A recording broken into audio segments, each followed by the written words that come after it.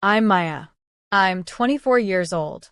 And at 3 o'clock in the morning, my parents didn't call to check on me. They didn't call to say they loved me. They called with a demand, not a plea, not a request, a demand for $25,000 to save my brother. But when the police called me afterward, when I heard what they had to say, the truth made me physically sick to my stomach. It made me question everything I thought I knew about the people who raised me. Before I tell you what happened that night, do me a favor. Like this video. Subscribe to Revenge Queens. And tell me in the comments where you're watching from, because I need to know who's listening to my story tonight. I need to know I'm not alone in this darkness. The call came at 3:17 a.m. I know the exact time because I stare at my phone screen for a full 10 seconds before answering, watching my mother's name flash across the display like a warning sign I should have heeded. My heart was already pounding before I even pressed the green button. Nothing good ever comes from a call at 3 in the morning. Maya. Maya. Thank God. My mother's voice exploded through the speaker, frantic and shrill. But here's the thing, it was too frantic. Like someone performing panic instead of actually feeling it. Like an actress who'd rehearsed her lines but was overselling the emotion. Mom? What's wrong? What happened? It's your brother. He's in trouble. Serious trouble. Her words tumbled over each other, rushed and breathless. Then my father's voice cut in. He must have been on speaker. Maya, listen to me. We don't have time for questions. We need $25,000. Now. My stomach dropped. $25,000? At 3 in the morning? Dad, what are you talking about? What kind of trouble? Where's? There's no time, he roared, and I actually pulled the phone away from my ear. Your brother is in danger. Real danger. You're the only one who can help him. Then let me talk to him. Put him on the phone. Silence. Dead, heavy silence that stretched for too many seconds. He can't talk right now, my mother said, her voice dropping to that guilt-inducing whisper she'd perfected over the years. Maya, please. You're the only one who can help him. You're his sister. You've always been the responsible one. The strong one. We're counting on you. And there it was. The manipulation I'd grown up with, dressed up as a compliment. The responsible one really meant the one we can exploit. The strong one really meant the one who can handle being used and abused because she's too strong to break, right? Mom, I need to understand what's happening. Where is he? What danger? We can't explain right now. My father again, voice tight with what I thought was fear. Now I realize it was something else entirely. It was the tension of a liar who knows his story is falling apart. Just send the money. We'll explain everything later. And that's when I heard it. In the background. Muffled voices. Not my brother's voice. Other voices. Adult voices. And one of them sounded like they were coaching my parents, feeding them lines. I strained to hear, pressing the phone harder against my ear, but my father started talking again, louder, drowning out whatever was happening behind him. Maya, I'm texting you the account information right now. $25,000. Your brother's life depends on it. The entire conversation felt wrong. Scripted. Calculated. Like I was being backed into a corner by people who knew exactly which buttons to push, exactly how to make me feel guilty enough, scared enough, desperate enough to comply. Send it now, Maya, my mother screeched. Stop wasting time. Stop asking questions. And I sat there in my dark bedroom, phone pressed to my ear, feeling my heart trying to hammer its way out of my chest, wondering how the people who were supposed to protect me had become the people I most needed protection from. But I hesitated. God, I hesitated, and that hesitation saved me. I need to talk to him first, I said, my voice shaking. I need to hear his voice. I need to know he's actually. You're abandoning him. My mother's voice cracked, and she started sobbing. That same exact sobbing pattern I'd heard 1,000 times before. When I went away to college. When I got my own apartment. When I couldn't come home for Christmas because I was working. The same performance of grief, the same manipulative tears designed to make me feel like a monster for having boundaries. You've always put yourself first, she wailed. Your own brother is in danger, and you're worried about questions? What kind of sister are you? My father jumped in, his voice dripping with disgust. We should have known. We raised you, gave you everything, and this is how you repay us? By abandoning your family, when we need you most. Abandoning. That word. They loved that word. I'd heard it my entire life. When I chose a college 3 hours away instead of staying home. Abandoning the family. When I got a job in the city instead of working at my father's friend's shop. Abandoning the family. When I said I couldn't loan them money last year because I was trying to save for my future. Abandoning the family. But here's what they never understood, what they never wanted to understand. You can't abandon people who only value you as a resource. You can't abandon people who never truly saw you as a person to begin with. Mom, Dad, please. Just put him on the phone for 10 seconds. Let me hear. Stop wasting time. My father's scream was so loud, so violent, that I actually flinched. Send. The Money. now. Or everything that happens to him is on you. His blood will be on your hands, Maya. Your hands. And I sat there, trembling, feeling that old familiar guilt crawling up my spine like poison ivy, wrapping around my throat, making it hard to breathe. Because that's what they'd trained me to feel. Guilt. Crushing, suffocating guilt for existing, for having boundaries, for not being an unlimited ATM machine disguised as a daughter. I need a minute, I whispered. I need to think. There's no time to think, my mother shrieked. What is wrong with you? Your brother could die, and you need time to think. But something in me, some small voice of self-preservation, refused to give in. Not yet. Not without proof. Not without something more than their hysteria and accusations. I'll call you back, I said. Maya, no. I hung up. And honestly, if you're watching this right now and haven't subscribed yet, I need you to ask yourself why. It's free support. It's a simple click. At least give me more support than my own parents gave me that night. At least pretend you see me as more than just a resource to be drained dry. My hands were shaking so badly, I could barely hold my phone. I immediately called my brother. It went straight to voicemail. His cheerful voice. Hey, you've reached me. You know what to do. Felt like a mockery in that moment. I called again. Voicemail. Again. Voicemail. My heart was racing. What if they were telling the truth? What if something really had happened? What if I was wasting precious minutes while my brother was actually in danger? But then I remembered his best friend, Tyler. I scrolled through my contacts with trembling fingers and called him. It rang 4 times, each ring an eternity, before he answered, his voice thick with sleep. Maya? It's like 3:30 in the morning. Tyler, I'm so sorry, but I need to know. Have you seen my brother? Is he okay? Is he in some kind of trouble? What? No, I literally saw him like 6 hours ago. We were gaming. He seemed totally fine. Why? The relief should have been instant. But it wasn't. Because if my brother was fine 6 hours ago, if Tyler knew nothing about any danger, then what the hell were my parents calling me about? He didn't mention anything? Any problems? Anyone after him? Maya, seriously, no. He was laughing and joking around. He's probably asleep right now. What's going on? I don't know. Thanks, Tyler. I hung up and sat there in the darkness of my bedroom, my mind racing. I opened my banking app, my finger hovering over the transfer button, watching that number, $25,000, mocking me from the screen. Money I'd saved for years. Money I'd worked 60-hour weeks to accumulate. Money that represented my freedom, my security, my future. And my parents wanted me to hand it over. Just like that. Without explanation. Without proof. Without anything except their manufactured panic and emotional blackmail. I decided to stall.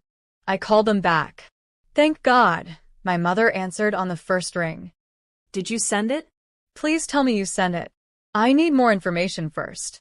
What police station is handling this? What's the report number? Where exactly is he? Give me an address. Maya, why are you making this so complicated? My father snarled. We told you what you need to know. Send the money. I just want to verify. Verify, he roared. You want to verify whether your brother's life is in danger? What kind of cold-hearted? What's the address? I repeated, my voice firmer now. Stronger. What police station? Give me something concrete. Anything. You're going to get him killed, my mother wailed. We'll lose everything because of you. Because you're selfish and suspicious and you don't trust your own parents. Then help me trust you, I said quietly. Give me details. Let me help properly. Let me. Forget it. My father spat. Forget all of it. Don't bother. We'll figure it out ourselves. Without you. Like we always have to do. You've made your choice, Maya. You've chosen yourself over family. Again. I hope you can live with yourself. And they hung up on me. I sat there, staring at my phone, my heart hammering, my mind spinning. Something was wrong. Something was deeply, fundamentally wrong. But I couldn't quite put my finger on what it was. That's when my phone rang again. Unknown number. I almost didn't answer, thinking it was my parents calling from a different phone, ready to launch another guilt assault. But something made me pick up. Hello. Is this Maya Sullivan? A man's voice. Official. Calm. Yes. This is Officer Rodriguez with the Metro Police Department.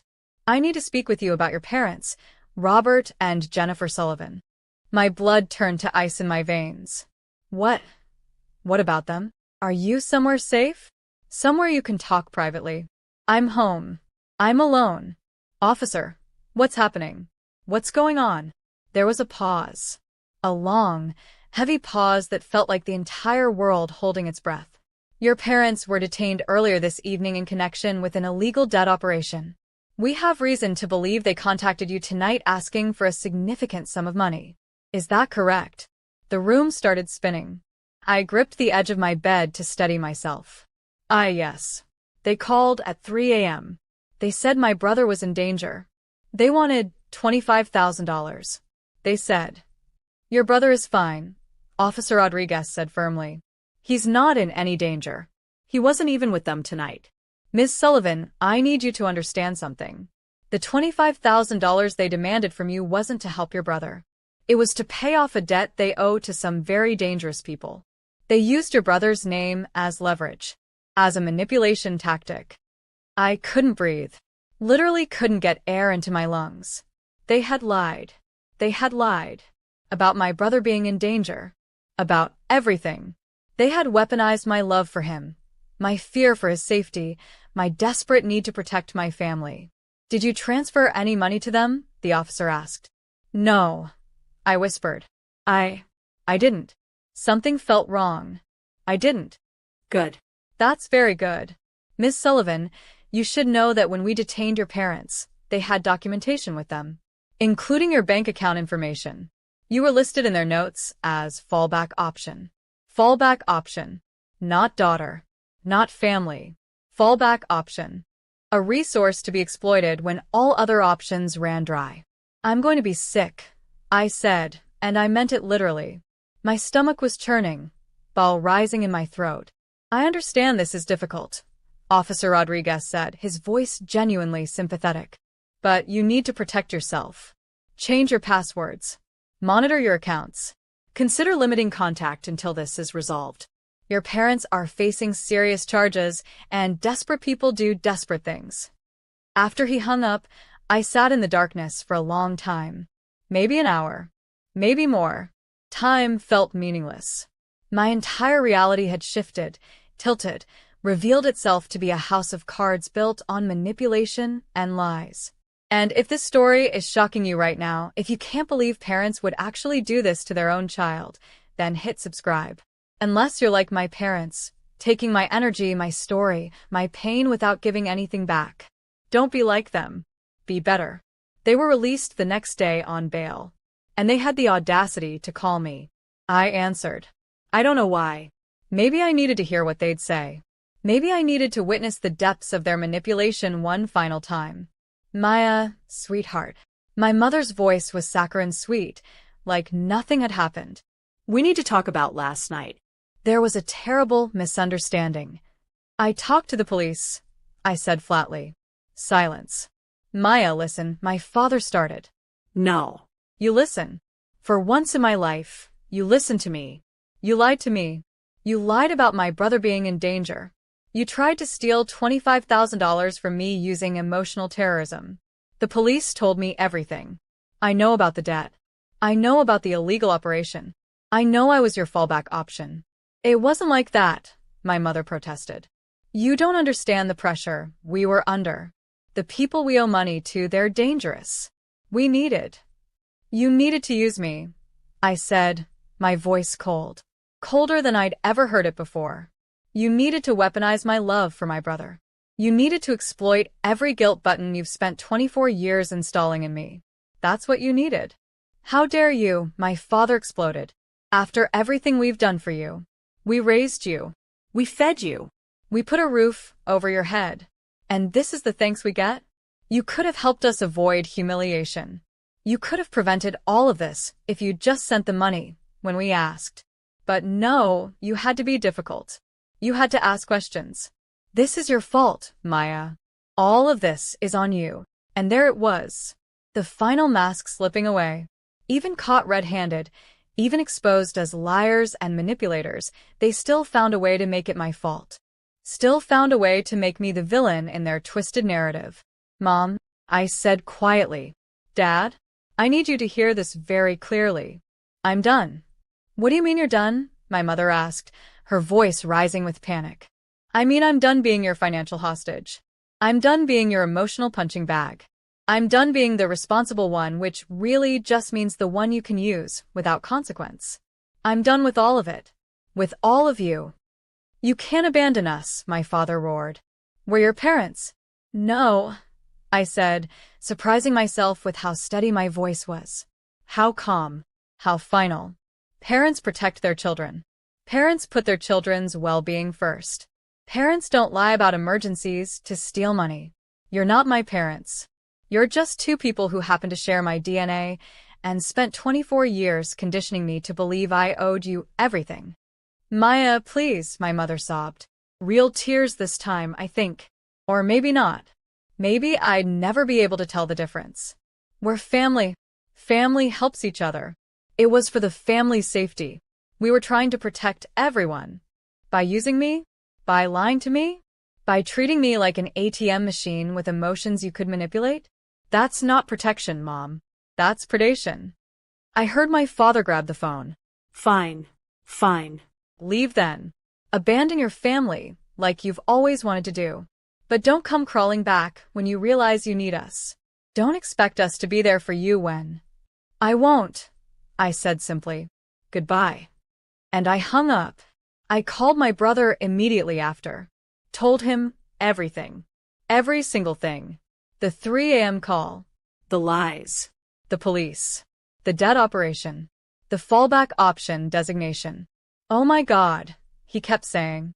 Oh my God, Maya. I'm so sorry. I had no idea. I swear I had no idea they were doing this. I know, I said.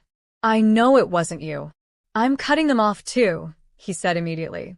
I'm done. If they can do this to you, they can do it to me. They probably have done it to me, and I just didn't realize. I'm done. And we were. Done. Both of us. I spent the next week systematically removing my parents from my life. Changed every password. Closed joint accounts I didn't even remember opening. Blocked their numbers. Blocked their emails. Blocked their social media. Built a wall between us that I swore I would never let crumble. Because here's what I learned that night, what I want everyone watching this to understand. Some families don't protect you. Some families prey on you. They see your love as weakness to exploit, your loyalty as a leash to control you with, your guilt as a weapon to beat you down whenever you try to stand up for yourself.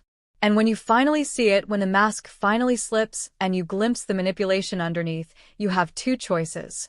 You can pretend you didn't see it, go back to sleep, keep being used. Or you can wake up. Stay awake. Walk away. I chose to walk away. I chose myself. For the first time in 24 years, I chose myself over their demands, their guilt trips, their manufactured emergencies designed to drain me dry emotionally and financially. And if you're still listening right now, if you've made it this far into my story, you might as well subscribe to Revenge Queens. It costs you nothing. Literally nothing. Unlike the $25,000 my parents tried to squeeze out of me using the cruelest manipulation I've ever experienced. It's been months now. Months of silence. Months of healing. Months of slowly, painfully learning what it feels like to not be someone's fallback option, someone's resource, someone's emotional hostage. My brother and I talk every week. We're rebuilding what they tried to destroy, a relationship based on actual love instead of obligation and guilt. My parents have tried to reach out. Through relatives. Through old family friends. Through random numbers I don't recognize. But I don't respond. I won't respond. Because that 3 a.m. call didn't just wake me up from sleep. It woke me up from a lifetime of conditioning. It showed me who they really were underneath all the "we're family" rhetoric. Underneath all the "we only want what's best for you" manipulation. They wanted $25,000. The police revealed they wanted a fallback option. But what they really wanted, what they'd always wanted, was a daughter-shaped ATM machine that dispensed money and absorbed guilt without ever demanding to be treated like a human being. And I'm done being that for anyone. I'm Maya. I'm 24 years old. And I finally chose myself. Some families don't protect you. Some families prey on you. And sometimes the bravest thing you can ever do is walk away from the people who taught you that love and manipulation were the same thing. This is Revenge Queens. This is my truth. And I'm not sorry for finally telling it.